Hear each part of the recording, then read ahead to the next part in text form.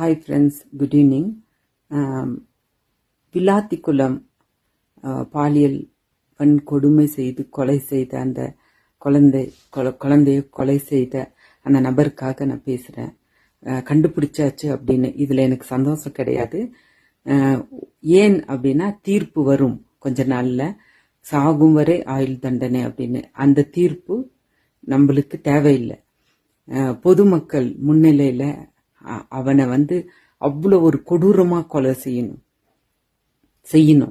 அதிகாரிகள், காவல்துறை அதிகாரிகள், நம்ம சட்டம் செய்யணும். அதை எல்லாரும் பார்க்கும்போது தான் அந்த பயம் அப்படின்றது ஒன்று வரும். இன்னும் ஒன்று, எங்க பார்த்தாலும் இந்த வடநாட்டு நபர்களால் தான் அப்படின்றாங்க. அப்ப ஏன்பா நம்ம தமிழ்நாட்டில் அவங்கள வச்சிட்டு இருக்கீங்க?